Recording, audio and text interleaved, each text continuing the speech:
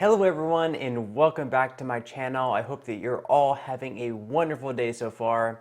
So in today's video, we are going to talk just a little bit about Social Security and the chances that they get just a little bit more help in the year ahead.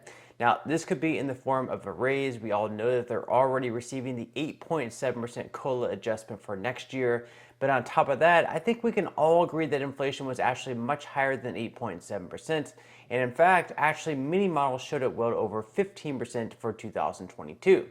So will Social Security get boosted up anymore? Perhaps by $100 per month, $200, maybe even $300? Or is there any possibility whatsoever that recipients receive some form of stimulus check, rebate payment, inflation relief payment, or whatever they're calling them these days at some point in the new year? We'll be going over all of those possibilities and the likelihood of them actually happening. But first, let's watch this recent 2-minute clip of Bernie Sanders where he actually talks about the things that need to get accomplished with the new Congress. These things include issues like paid family and medical leave, renewing the expanded child tax credit, and also strengthening Social Security. Watch. As Congress winds down now, this session, it is clear to many of us that we have an enormous amount of work in front of us. It's not only dealing with the crisis facing rail workers, it's the absurdity that we remain the only major country on earth not to guarantee paid family and medical leave, something we got to deal with. We are dealing with the reality that in America today, tens of millions of our people are hurting. 60% of the American people are living paycheck to paycheck. You got older workers out there who've worked their entire lives. They got nothing in the bank, scared to death about their retirement, which is why we got to strengthen Social Security. We have to strengthen Medicare and obviously eventually move to Medicare for all, because healthcare is a human right, not a privilege. We got to deal with the childhood poverty in this country. We got to restore that $350 a month child tax credit. We got to deal with the dysfunctional child care system that currently exists. Got to deal with housing, where we got some 600,000 Americans who are homeless and 18 million households who are spending 50% or more of their income, limited incomes, on housing. And obviously, it goes without saying, you got to deal with the existential threat of climate change, or we're not going to have much of a planet left to worry about. So there is an enormous amount of work to be done, and you know, in my view, the real change, the impetus for change, is not going to come from Washington. It's going to come from the grassroots of this country. When people stand up and fight back, that's when Washington pays attention and has the courage to go beyond their wealthy campaign contributors and lobbyists and the big money interests who have so much power in Washington. So we've got a lot of work in front of us. Despair is not an option. We've got to keep fighting. Let's go forward together, and thank you all very much for what you're doing. Take care. Okay, so that's Bernie Sanders talking about the things that need to be done. Again, one of them being to strengthen Social Security. Now, strengthening is obviously a broad word. It could really mean anything, but straight from his website, we're going to go ahead and pull it up right now. He talks about Social Security and the importance of expanding it. So directly off his website, it says, at a time when about half of American households over the age of 55 have no retirement savings, and 1 out of 5 seniors are trying to live on less than $13,500 a year, our job is not to cut Social Security. Our job is to expand Social Security so that everyone in this country can retire with the dignity they have earned, and everyone with a disability can live with the security they need.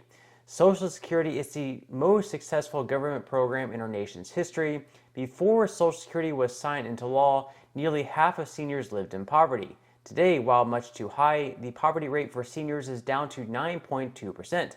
Through good times and bad, Social Security has paid every nickel owed to every eligible American on time and without delay. That is an extraordinary accomplishment. Despite what you may have heard from those who want to cut back on Social Security, let's be clear. Social Security is not going broke. Social Security has a $2.9 trillion surplus and can pay every benefit owed to every eligible American for the next 16 years. Although Social Security's finances are strong, Congress must strengthen and expand it for generations to come. How do we do that? Simple. At a time of massive income and wealth inequality, the wealthiest Americans in this country must pay their fair share into a system. Today, a billionaire pays the same amount of money into Social Security as someone who makes $132,900 a year because the Social Security payroll tax is capped. Bernie's Social Security plan would lift this cap and apply the payroll tax on all income over $250,000 per year in order to accomplish four things. First, we will make sure that Social Security will pay every benefit owed to every eligible American for the next 52 years. Second, we will expand benefits across the board, including a $1,300 a year benefit increase for seniors with incomes of $16,000 a year or less. Third, we will lift millions of seniors out of poverty by increasing the minimum benefit paid to low-income workers when they retire. Fourth, we will increase cost of living adjustments to keep up with the rising costs of healthcare and prescription drugs by establishing a consumer price index for the elderly. So, directly off his website, we see a couple of important things. First, he wants to raise Social Security benefits by $1,300 a year. Now, this would be targeted. He does mention that there would be incomes of $16,000 a year or less. So this is going to be targeted to the very low income. People who earn more than the amount obviously would not receive that raise. Now, he recently had another bill where he teamed up with Peter DeFazio, and he also had some people who co-signed onto the bill where the raise would be less targeted and it would be even more than that amount. We will get to that later on in the video, but real quickly, I did want to go over the fourth one that he did mention, where he would be changing the way they come up with the cost of living adjustments over to the consumer price index for the elderly. Now, for you guys who don't know, right now they base the COLA adjustments each and every year off the CPIW, which of course is different than the CPIE, which he wants to change this over to. Now, straight off the National Committee to Preserve Social Security and Medicare website, they actually did some research on this, and they found that the CPIE from 1982 to 2014 was actually 2.9% on average, whereas the CPIW was just 2.7%. Now they say how the CPIE compares to other indices. The CPIE uses the same formulas and prices as the CPIW, but their importance is determined or weighted differently. The CPIE uses expenditure weights for households with individuals aged 62 or older. This sample size is about 1/3 the size used for the CPIU, so is subject to a greater sampling error. This is one reason the CPIE continues to be classified as, quote, experimental. From 1982 to 2014, the average annual increase for the experimental CPIE was 2.9%, compared to 2.7% for the CPIW. Using the CPIE to determine Social Security COLA would increase the expected average COLA by about 0.2 percentage points per year. Okay, so I came out with a chart here. I used two different scenarios or basically one scenario where we were earning $1,000 per month on Social Security, and over a 10-year period, I just wanted to see what the difference would be if we used CPIE versus CPIW. Now, as mentioned there, CPIE on average is going to have an average COLA every single year of 2.9% versus CPIW at 2.7%. So after the first year of COLA increases, if you started at $1,000, the person who was receiving the COLA based off the CPIE, if it was 2.9%, would then have an increase up to $1,029 for the next year every single month, versus the person on CPIW would be receiving $1,027 per month.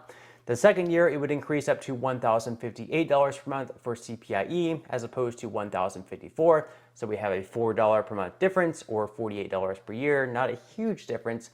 But then we go down all the way down to year 10, and at year 10, the person who is getting the COLA based off the CPIE is then going to be receiving $1,326 per month, as opposed to the person that is getting their COLA based off of CPIW is only going to be receiving $1,300 per month. So that is a $26 per month difference. It may not seem like a huge difference, but $26 is $26. If someone came up to you right now and offered you $26, it's not a lot of money. It's not going to pay for a lot. It's not even going to fill you up your gas tank anymore. But, you know, $26 is something. It's better than nothing. And over the period of 1 year, my math isn't the strongest right now. If we take 26 times 12, that comes up with $312. So $312 extra per year. Again, spread out over an entire year doesn't seem like much, but it's $312. And of course, as we go on to year 11, year 12, all the way up to year 20, this difference is going to be even more. So it may not be a huge difference, but making that change over to CPIE, if it stays consistently higher than CPIW, yes, it could be helpful. And there have actually been some other models over the years where it would have inflation today much higher. So just based off of shadowstats.com, which is a website by John Williams, it's kind of like a shadow government statistics. If we pull up this sheet right here, they have a 1990s based alternative for consumer inflation. And if we look at inflation for today based on the 1990s model, inflation would be well over 10%, somewhere between 10 to 12%, right around 12% there. And then if we look at the 1980s based model, inflation would be well over 15% right now. So you can see they're sort of rigging this number, I guess, to make it seem lower than what it actually is. So at least changing it over to the CPIE would come off as relatively helpful. Let me know what your thoughts are in the comment section below. Should we be changing the way the COLA is come up with over to the CPIE model rather than the CPIW? Let me know what your thoughts are down in the comment section below. Now, on his website, like I mentioned, he did not list the other bill that he came up with Peter DeFazio and the other people who co-signed onto it. And that was a bill that would expand Social Security benefits by $2,400 per year and also extend the solvency for 75 years. So this is off of actually Peter DeFazio's website. He goes in depth about what this bill would do. So first off, it would extend the solvency of the Social Security Trust Fund by 75 years through 2096. So it would extend how long it would be around for.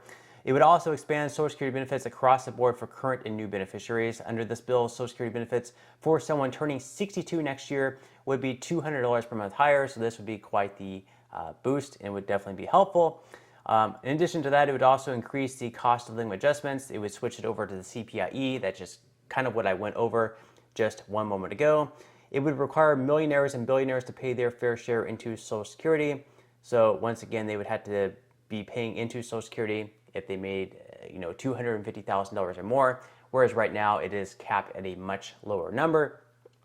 It would also improve the special minimum benefit for Social Security recipients. This bill will help low-income workers stay out of poverty by updating and increasing the special minimum benefit and indexing the benefit levels so that it is equal to 125% of the poverty line, or about $17,000 for a single worker who had worked their full career.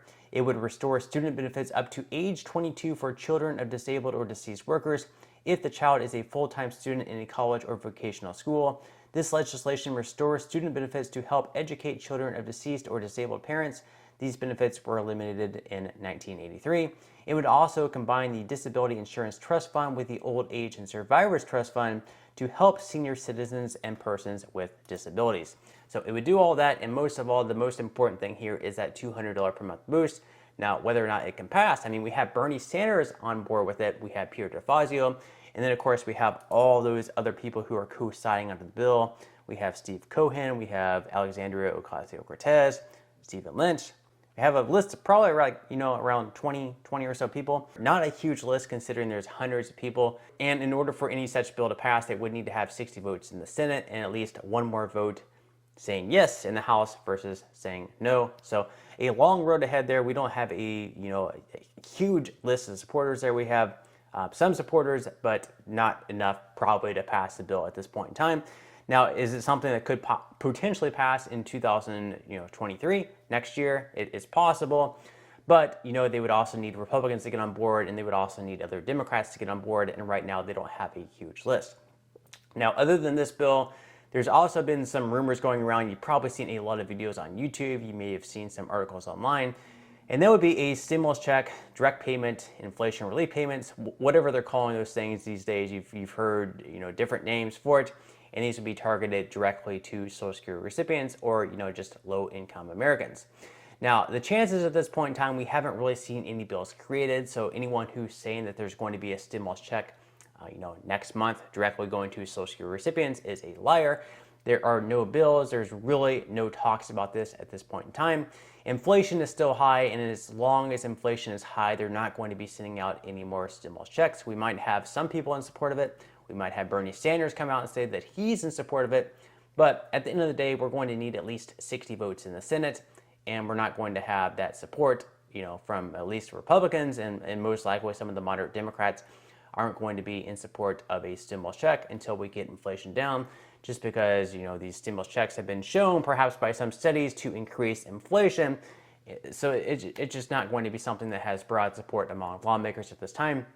Now, later on in 2023, if we get inflation back below 3%, which is possible, and then we also go into recession and there's a lot of pain and suffering within the economy, then sure, at that point in time, we might have another discussion for a stimulus check, and it would probably likely, be more targeted. So it's possible that we could have stimulus checks going to Social Security or lower income Americans. I doubt they have stimulus checks going out to people who are, earning $200,000 per year. I think they may have learned that lesson. Someone who is doing really, really well probably does not need a stimulus check.